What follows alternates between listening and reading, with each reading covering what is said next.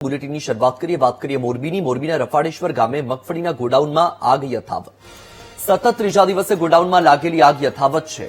Fire વિભાગની 7 team આગ પર કાબુ મેળવવા માટે પ્રયાસ કરી રહી છે।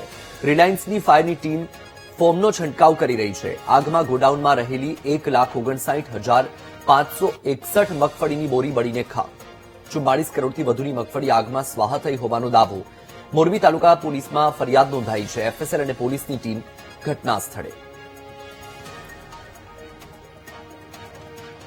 તો આ દ્રશ્ય તમારી ટીવી સ્ક્રીન પર મોરબી રફાડેશ્વરથી સામે આવ્યા છે, જ્યાં મગફળીનું ગોડાઉન આજે સતત ત્રીજો દિવસ આગનો બનાવ અને આગની ઘટના જે થઈ છે, હજુ પણ આગ યથાવત છે। સતત ત્રીજા દિવસે પણ આગને કાબૂમાં લેવા માટેના પ્રયાસ ત્રીજા દિવસે પણ યથાવત।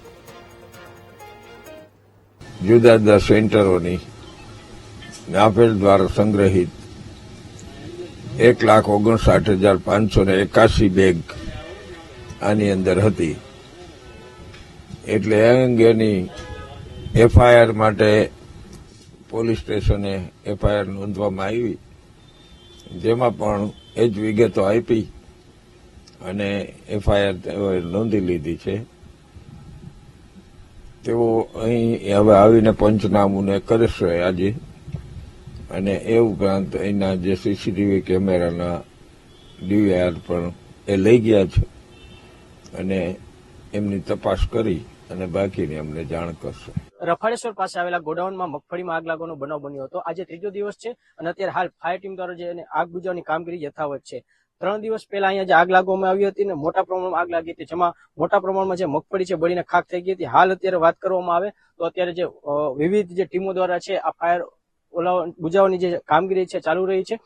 સતત આ ત્રીજો દિવસ છે, તેમ છતાં હજી આગ છે કાબુમાં આવી નથી। અને વાત કરવામાં આવે તો અંદાજિત 1,59 લાખ જેટલી બેગો છે અને 44 કરોડની આસપાસની છે નુકસાની છે। હાલ અત્યારે આ જે મગફળીમાં આગ લાગી છે તેમાંથી કેટલી મગફળી બચાવવામાં આવી તે અત્યારે હાલ જાણી શકાયું નથી। તેમજ પોલીસમાં જે ફરિયાદ છે નોંધવાની કામગીરી થઈ ગઈ છે અને તેમજ એફએસની ટીમ અને તમામ જે બીજી જે ટીમો દ્વારા છે આગામી જે કલાકોમાં છે અહીંયા આવીને તેની તપાસ કરવામાં આવશે અને આગ કયા કારણસર લાગી છે તે પણ જાણવાનો પ્રયત્ન કરશે। દેવ સનાડિયા, વીટીવી ન્યૂઝ, મોરબી।